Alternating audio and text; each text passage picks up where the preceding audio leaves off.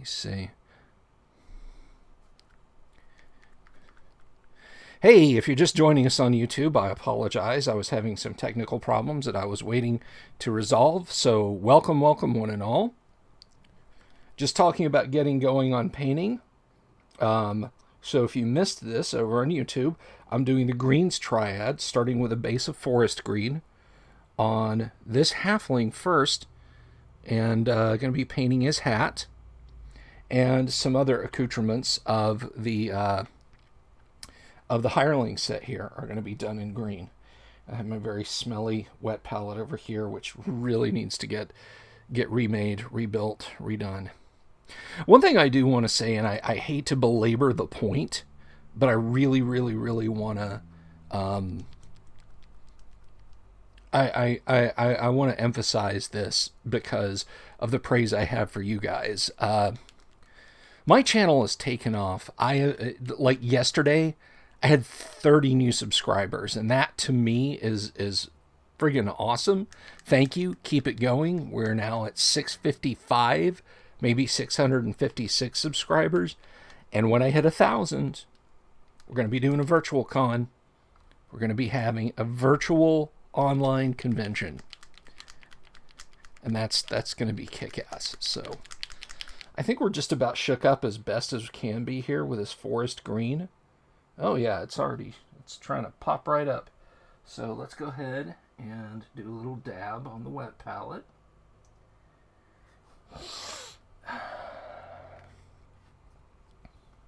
And I'll try and show this to you guys. Hopefully this will come in focus. Let me bring up the old... So you can see that green dot there.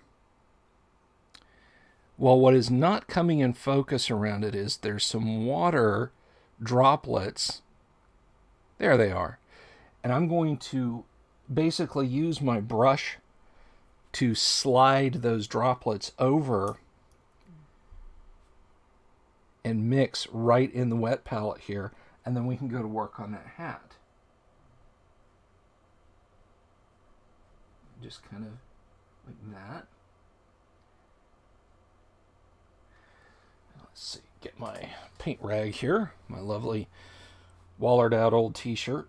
I have often thought, just as a lark, like, try and make this a shirt again.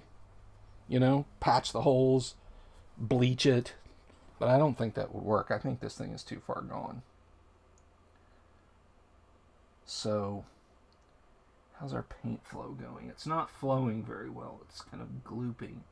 But over here, I think I've got good flow, yeah. So, let's go ahead and go to town and start painting dude's hat. And remember, 2 thin coats or more thin coats.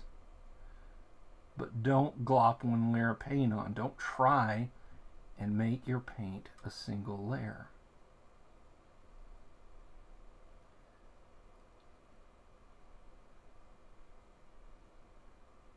But we're coming in and we're just painting the brim.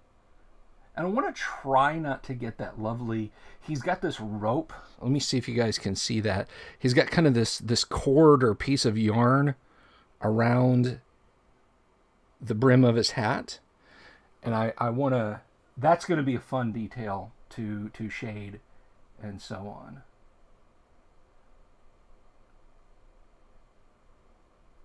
Like I can make that like... you know, do it like copper or gold or something. Or maybe just do it as a piece of rope. But he's got a little feather sticking in it.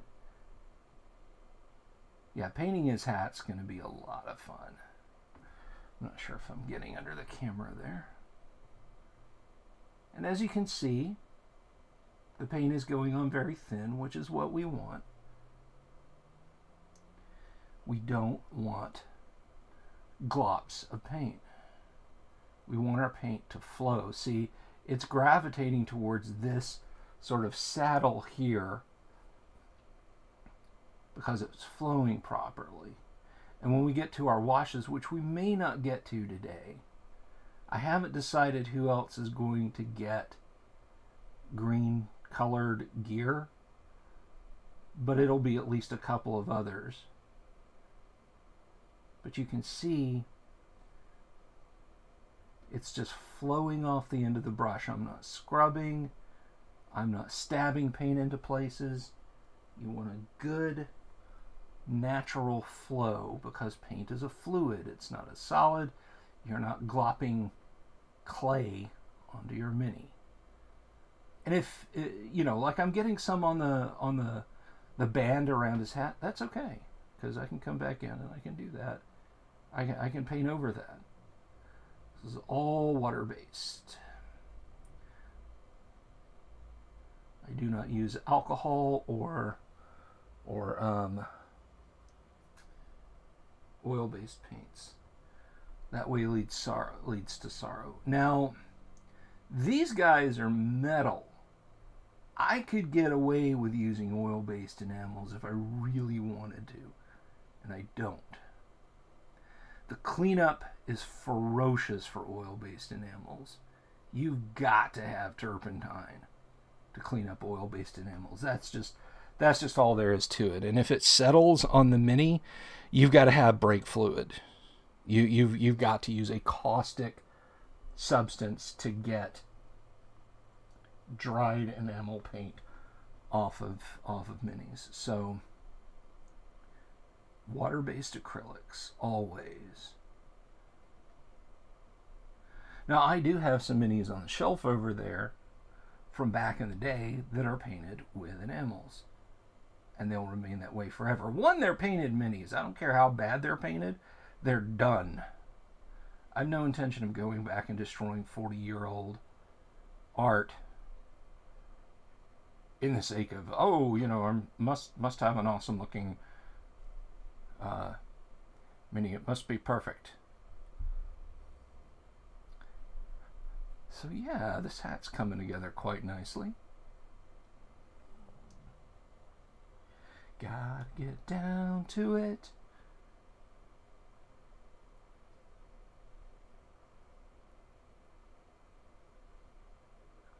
I was listening to lots of Crosby, Stills, and Nash the other day, and some Neil Young by himself. I like Neil Young. Like as a person, I'm sure he's a swell guy. But it's that artistic temperament. He's going to say or do things that don't exactly jive with the way I feel. But I was telling a buddy of mine, I said, all relationships can fall into categories of which Crosby, Stills, and Nash songs represent your feelings the most. So, when you're young, there you go, take a look at that, and you fall head over heels in love with someone, and it's just a heartbreaking love you've got for this person. You got helpless. Helpless, helpless, helpless, helpless. It's just this beautiful, delicate, you can barely contain your romantic feelings. And then you get out there in the world and maybe you get a little bit more cynical, but you find you want to hang on to the person that you're with, but maybe, you got a little DTFF, FWB, right? Well, for that, there's the classic love the one you're with, say, she's in another state, she's halfway around the world, he's on a job, whatever, love the one you're with, it's easy going, don't be so uptight. So that's that phase of it. I think we are done with base coating green hats.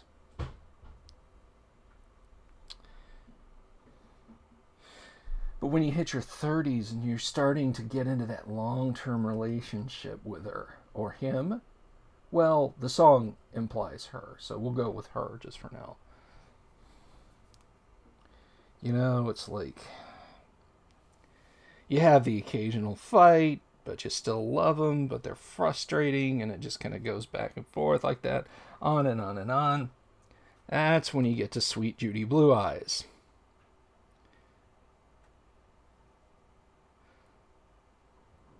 I think, let's see. Who wants a dab of green? So there's your Sweet Judy Blue Eyes. There's your long-term relationship. Things are just kind of moving along. You got your ups and downs. Yeah, this dude's getting a green shirt for sure.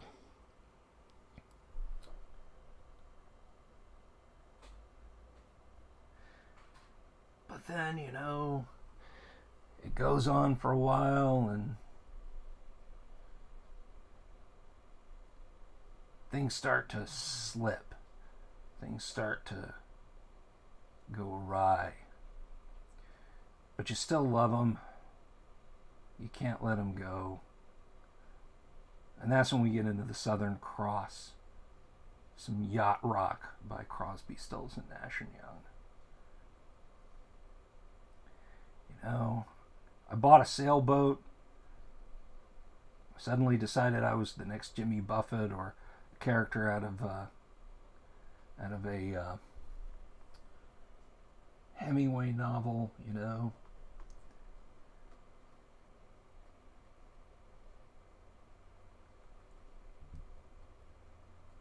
You fancy yourself this world-weary adventurer as you set sail on the high seas in your boat, maybe even named it after her.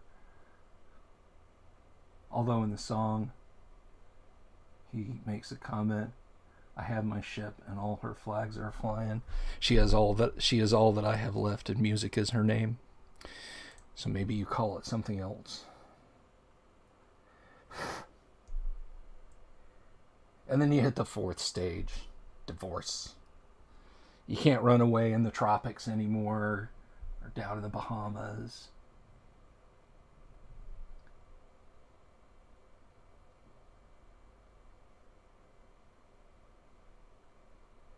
You got to go to court.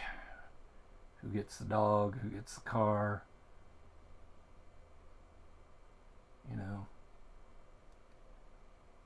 How much of an asshole is your college-age daughter going to think you are at the end of the day?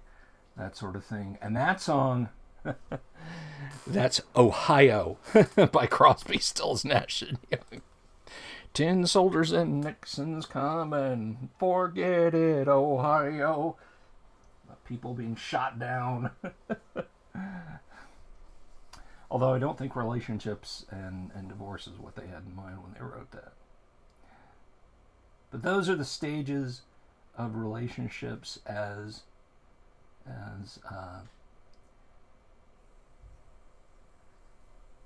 seen through the lens of Crosby, Stills, Nash and Young songs. Now you might wonder, well, Bill, where are you on that radar? You've talked about a missus a lot. And the answer is most of the above. It's not set to a single tune. And it shouldn't be for you either.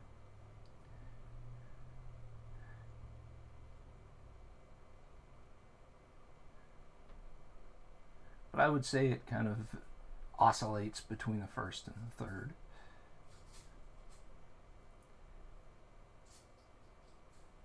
Excuse me. I said the 1, 2, 3, 4, 5.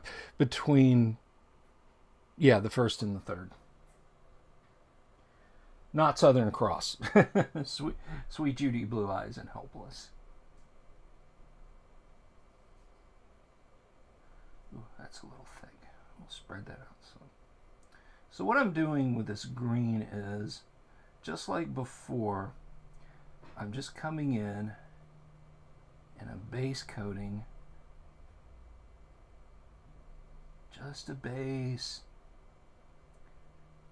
This guy's getting a wonderful green, dark green tunic. You can tunic for it, but you can't. Can you tunic fish? These wrinkles and stuff are lovely, by the way. They're going to look so awesome when I come through and I start inking these. or shading them, shade washing them. All these cool wrinkles and stuff. Look at that. Bring that up over here. All those cool wrinkles and everything, and they're gonna catch the ink so well.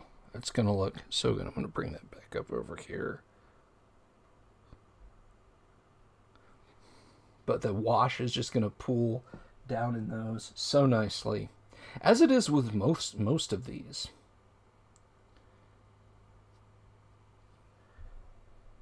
Now, if I'm dipped out of the way, I apologize, but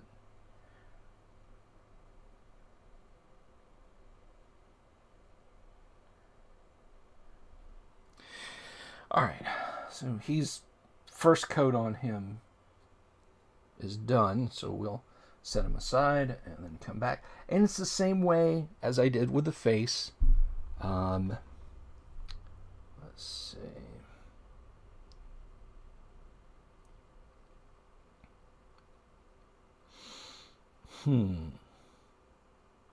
I think this guy's going to get some green trousers. What do you guys think? I think green trousers is the way to go.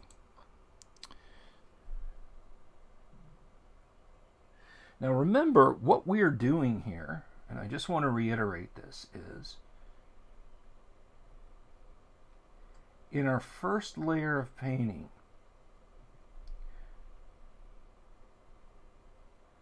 we are not trying to completely paint the mini so that all the surfaces, you know, there's no more primer visible through. This is the first layer.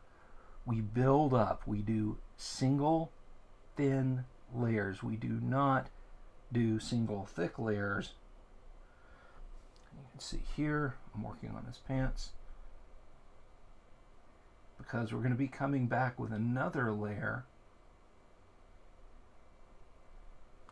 Mr. Green Jeans. Because to do otherwise will obliterate detail, and we don't want that. Don't want to be obliterated.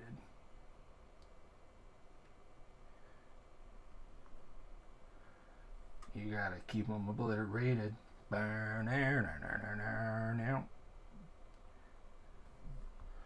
So, sorry, move back in a little bit.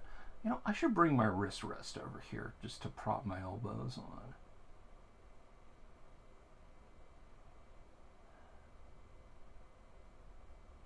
Woo. So you can see there, you can clearly see the primer on that right thigh that's facing the camera is not fully painted, but we're not going to slop more paint on top of it because it'll just keep washing it away. We build up in layers. Gentlemen, welcome to my underground lair. And then we let this dry. And we come back in and we do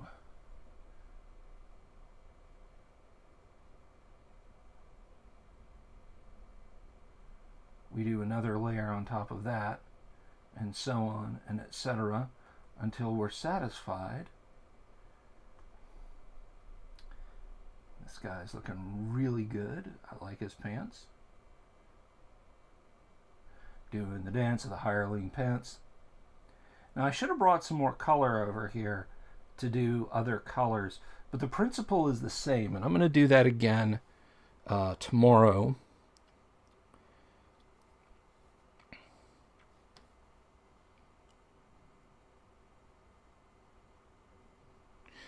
So there we go. We're going to let this guy dry. We're going to move on to our next hireling. What color are we going to paint? See, I should have brought more colors over to do different color workups rather than just do all the green and come back and do all the blah and all the blah.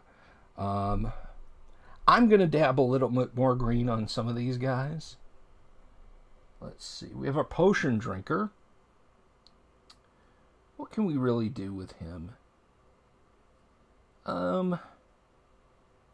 No, he doesn't really speak to me as a guy who'll have green on his equipment. Let's set him aside. We've already looked at our medic, our medevac guy. How about our lantern bearer? Is there anything green we want on him? You know, I'm going to do... He's got a little bag on his hip here. I'm going to do that bag in green.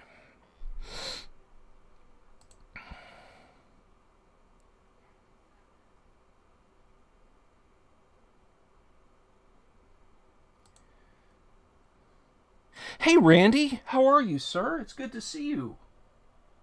Randy Buckness, everybody. Randy's one of my favorite people. Just to see on the comments and everything. Randy is a good guy. He was a fantastic manager of mine. Back in the day, he and I first met working together. And I'll tell you a funny story about Randy. And it is kind of funny,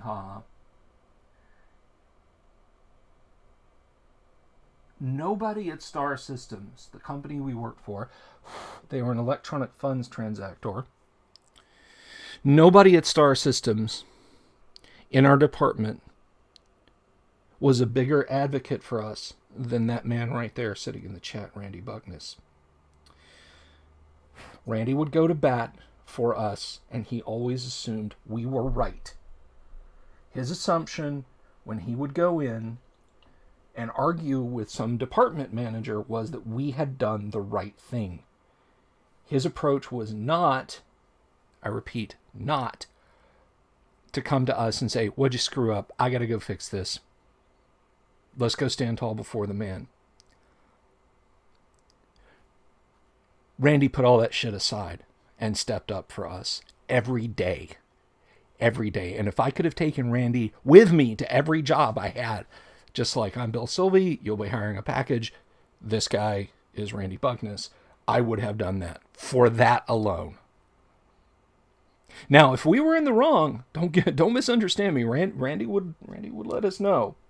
But I remember one awful day that I had. It was supposed to be a simple thing in a development group. If you've ever seen a server, you know that the servers can be these really thin rack-mounted computers. They're like 2 inches tall, but they're like this wide and a few feet deep. I went to a development group. They wanted Windows 2000 installed on one of their servers in their rack. This is in the year 2000. That should tell you how long ago this was. So I go, and I'm like, what server do you want installed on? We'll say number 5. Number 5. I go over. 1, 2, 3, 4, 5. There's 7 servers in the rack. 1, 2, 3, 4, 5. I go back. 5 from the top or 5 from the bottom? 5 from the bottom. All right. 1, 2, 3, 4, 5. Boom. Go over with my Windows 2000 disk. Put it in. Boot the machine up. Let it go to town. I'm sitting there twiddling my thumbs. About 10, 15 minutes into this, from over in the dev group, I hear, I can't get to this. You can't get to this? No, I can't get to this. And somebody comes over and looks in the area I'm working in, and it's like, are all these servers on? Are you seeing one out? Yeah, no, they're all working. There's the one I'm working on. And the developer pauses and goes, what one are you installing Windows 2000 on? I said number 5. 1, 2, 3, 4, 5. Well, in computing, there's a concept of a logical unit and a physical unit.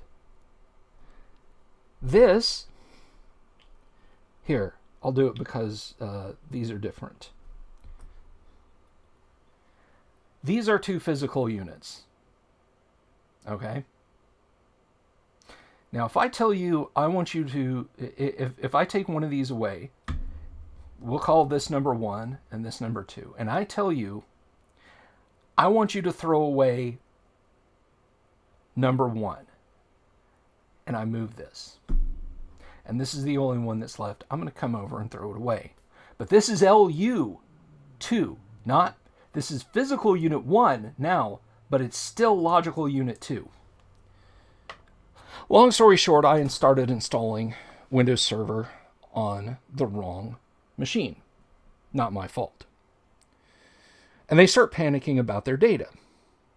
And I start panicking about their data.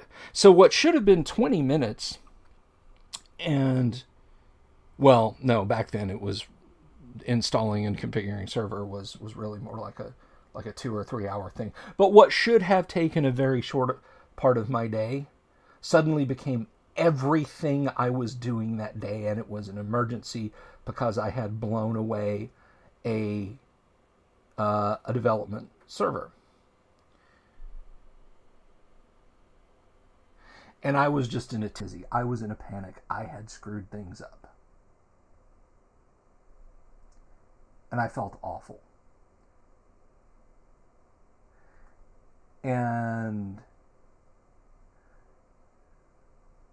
once they realized that we could get the data back, they were happier, but they needed it installed with Windows NT 4.0 server.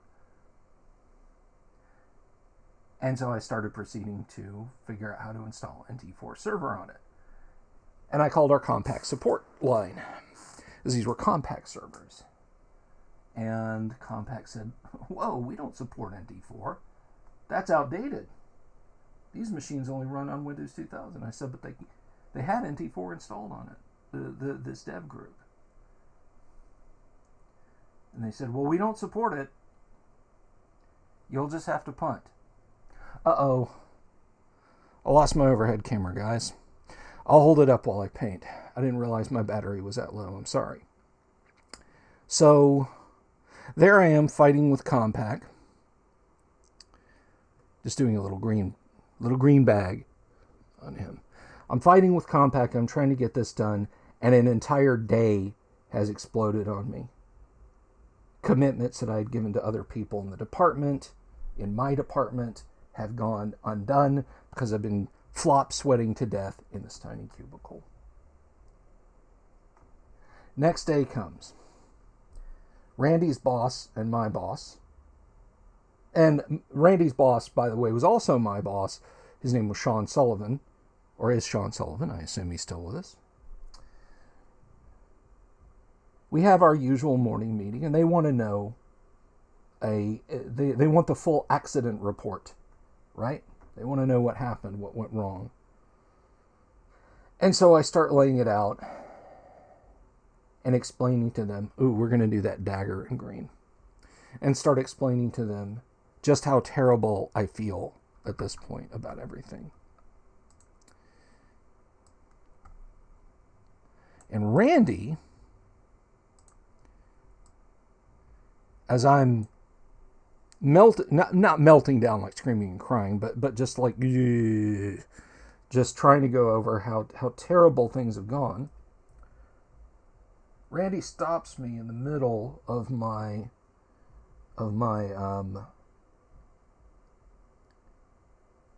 confession, as it were, of my self-flagellation, and says, no, it's not your responsibility to know what their network layout is. Those are not on our network. They have a separate network up there, and we gave them every opportunity to put those in the backup environment. But they didn't want to. They wanted to handle their own backups. That's not your responsibility. You went in. You asked them. They told you. They didn't tell you they had pulled the server. They didn't have them labeled at all. Forget correctly. There were no labels on them. It's not your responsibility. Don't worry about it anymore. I'll tell them. As far as I know, Randy Bugness, right there, went to the dev group and told them to basically STFU and remain off my back.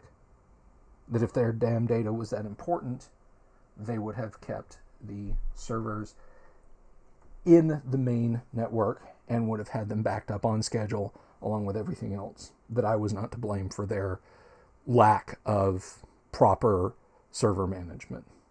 And that was the end of it. That's the kind of person Randy Buckness is.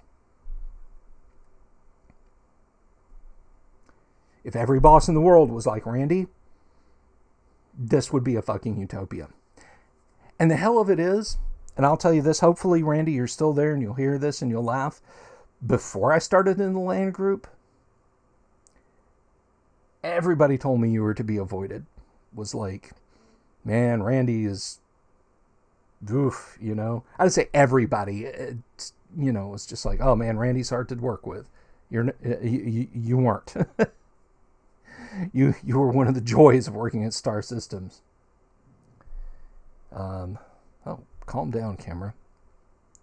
So that's my fun Randy story, my fun IT story. So I did I did his dagger sheath in green there. Not sure if you guys can see that.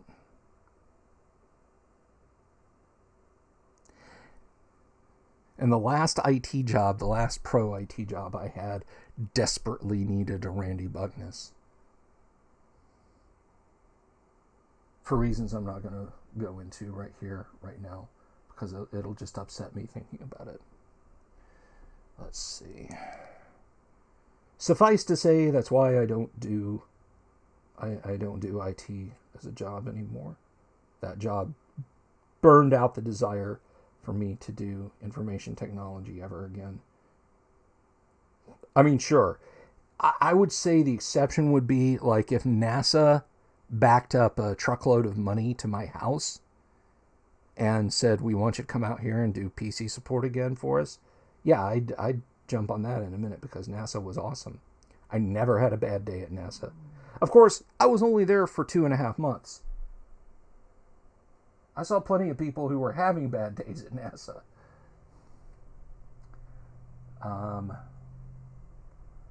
Let's see. I got the green on my brush, but I don't know what I'm going to do. Let's see. You know what? I'm going to do this guy's under tunic, which is not a terribly complex. I don't really want to do that in green. No.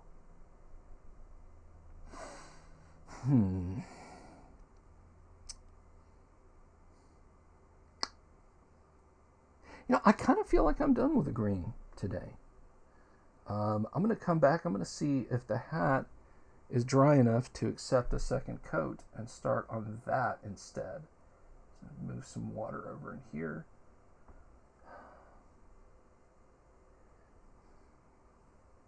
So Randy, I hope you heard that, and I hope you know how much I appreciated working with you.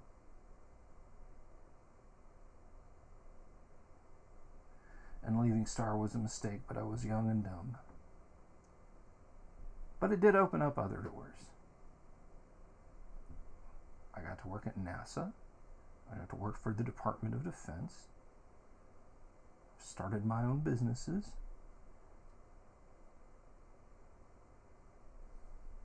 Oh yeah, this is painting up very nicely.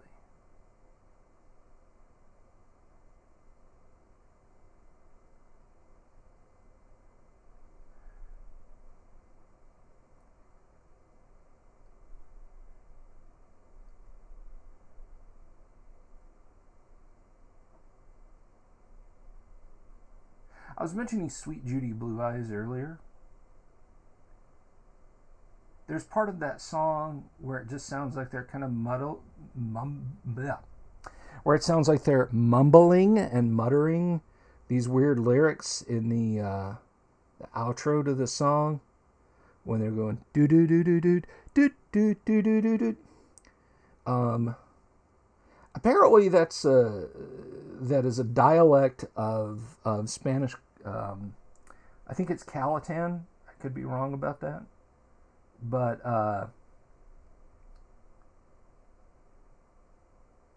those are lyrics being sung in that language. It's not just muttering and mumbling.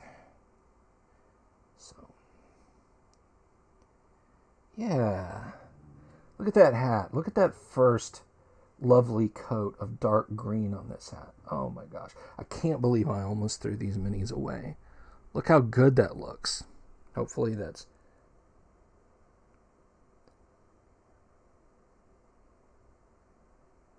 Come on. Focus. Oh, you guys get the idea.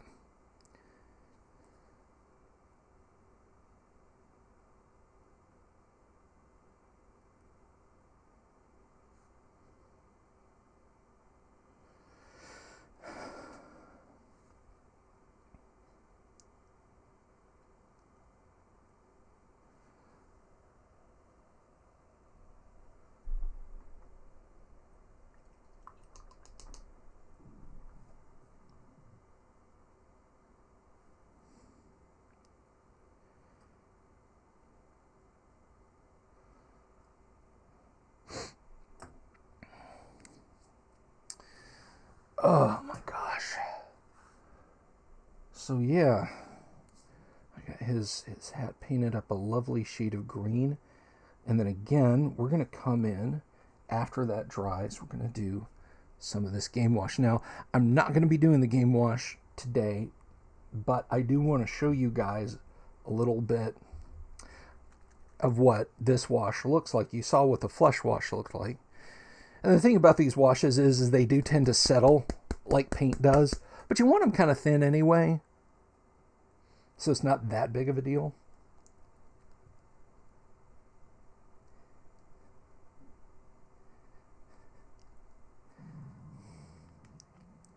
But let's just put... I wonder if it'll... Yeah, there's a little bit on my index finger. You can see it's got a nice green shade. And then there's some here in the cap. So you can see, so we're going to have a wonderful shade of green.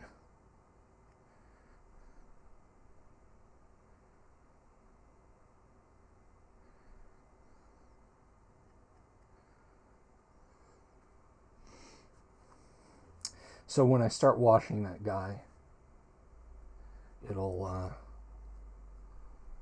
you know, we're going to have some lovely green washes in there. Same thing with this bearer here holding the chest. We're going to come in.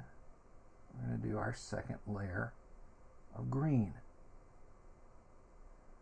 We're going to get all of these spots that were not green before.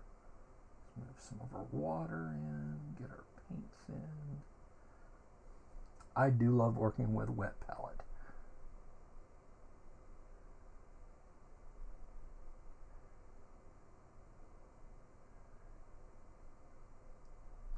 This is going on a little thickly, but hopefully not too much. Hopefully it's not too bad. But our second coat is what buys us our coverage. So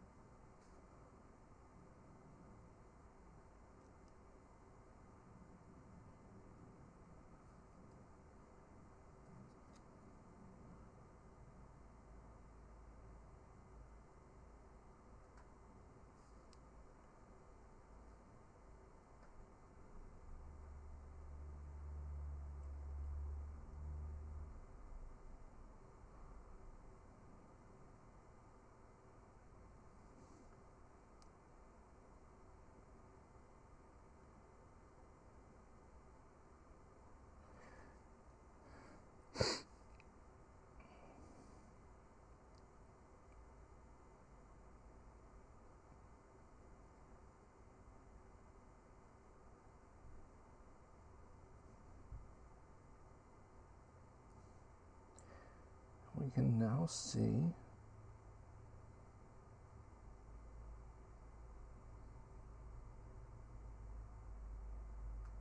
That green's a little light. It might actually sap this dark green a little bit.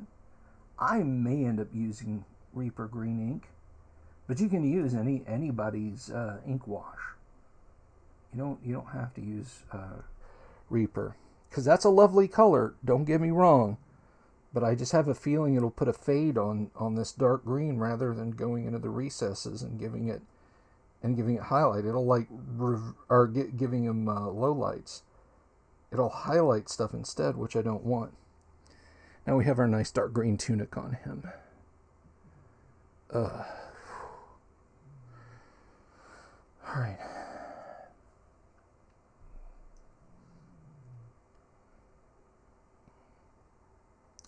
And we're going to do the same on this guy's trousers.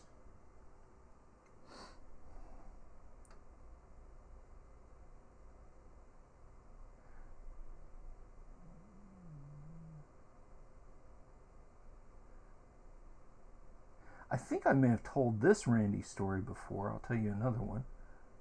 But it's it is funny. It's funny, haha. I loved working in the land department at Star Systems. There were days, but there were good days too. There were way more good days than there were bad days. Way more. They say you have on the average, you have a job honeymoon of 6 weeks. After about week 6, it just turns into a grind. I'd say the bad days didn't start over there until... And by bad days, I don't mean the days became bad. I mean, I didn't start having any bad days. I didn't have any days where it was like, this is terrible, today was terrible, and then the next day was awesome, kind of thing, until probably a year into it. But about 2 months into it, one night, I tried to fix a ingrown toenail that I had. And all I wound up with was an extremely sore, very angry toe. And when I went to bed that night, every time my foot would roughly bump the sheets, it would startle me awake. So basically, I got no sleep. Because I'm a turner. I'm a tosser and a turner. And so I come into work the next day, and my foot hurts like hell.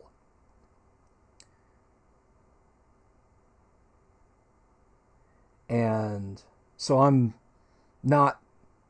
Like, if there was nobody in the hall, I used to be fit once upon a time. If there was nobody in the hall at work, and I was going point A to point B, I'd jog. I'd literally just jog from point A to point B. Because I was that happy to be there. I wanted to get on to the next. I wanted to show that I was stepping up. So, pew, pew, pew. But that day I was more like, walk, walk, walk. And I'm tired, and I'm hangdog, and I got circles under my eyes, kind of like I do now all the time. And it's just, unpleasant. I meet Randy. He's coming out of one of the cube farms into the main corridor. And he takes me aside and says, "What's wrong?" I said, "What do you mean?" He said, "You're not your usual self. You're not, you're kind of dragging around today. You don't look your happy self." And he said, "Is there something wrong? Is the honeymoon over?" He knows about the honeymoon period. He's like, and all I could do was laugh. And I said, "No. The reason I look like hell is because I didn't get any sleep last night. The reason I didn't get any sleep last night," and I explained the ingrown toenail, and I said, "and that's also why I'm not hustling around everywhere. It's an ingrown toenail." But he was so concerned, man. That was like touching. That was like, this dude really cares, And and he does, and that's awesome. All right. Well, I'm going to tell you guys a couple things. One, I've gotten most of the green on. I still need to retouch these dudes, which I'm going to do. Not retouch, but do the second layer, which I'm going to do for these three that I've just done little bits of green on. Because I've got... Did I get his pants? Did I second layer his pants? Yes. But the major green spots on those guys is done. And another thing, the reek from this is unbearable. I mean, it smells like cat pee. There's no cat pee in there, but it stinks to high heaven. So I'm going to cut it a little short today. I'm going to look over on the YouTube live stream, see if anybody... Oh, hello. I am... Yeah, the DSLR battery died, so I got to put it back on the charger. But what I'm working on are these Grenadier hirelings. So that's what I've been working on today. My overhead camera croaked, so I've just had the camera going on me and occasionally showing things. But I'm going to move that over there so I don't have to breathe in mildew air anymore. Just real briefly, I want to mention the whole metrics thing. I went and looked at my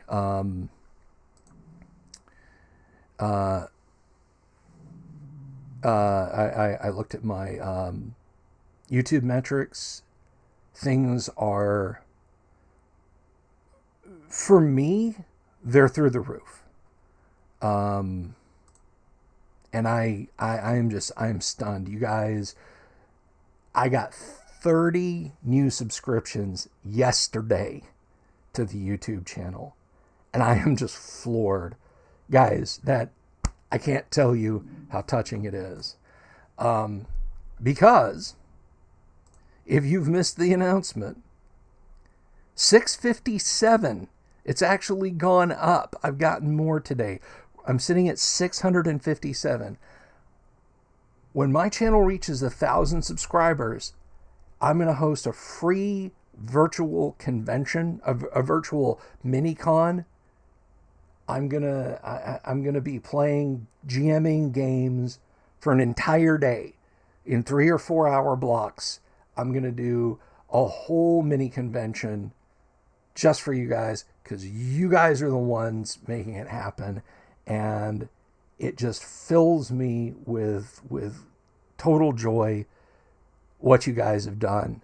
So 657 subscribers. I mean, my God, that's,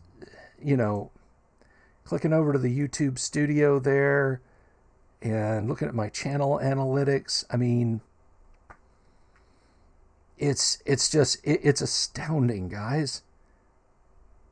I mean, I can't tell you how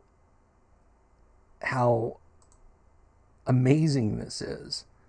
Thank you all so much.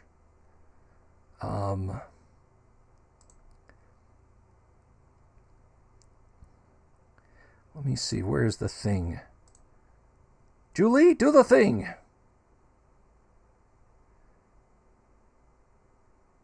Yeah, so between yesterday and today, I've gained 58 viewers. 58 viewers. Wait, is that right? Or is that... Oh, subscribers. I'm sorry, I need to look at the thing. Today I've gained 30, or between yesterday and today, I've gained 37 viewers, which is approaching the one-day high of 44 back on the 7th. So you guys are really blowing me away with this, and thank you all so very, very much. Everybody who's joined from watching Ishii's channel, friends from Facebook, just folks out there in general who've come on, thank you. You guys are making the mini-con happen. Spread the word with all your friends who would like to try some old school RPGs or play something newer, like, say, Tales from the Loop or something. Maybe the Alien RPG, the new one from Free League. we're doing this mini con, and it's going to be awesome, and it's all thanks to y'all. So with that said, as I said, I'm going to go ahead and call it an afternoon. Randy, thank you for dipping into the chat. It's always wonderful to see you again. Thank you, Alwa, for your comments there. Yeah, I will be back tomorrow. I think tomorrow's live stream. Let me think. I'll have to think on it, but we'll do something fun. But you guys take care of yourselves. Be well. I love you all. And I will see all of you tomorrow afternoon at 12:30. Peace.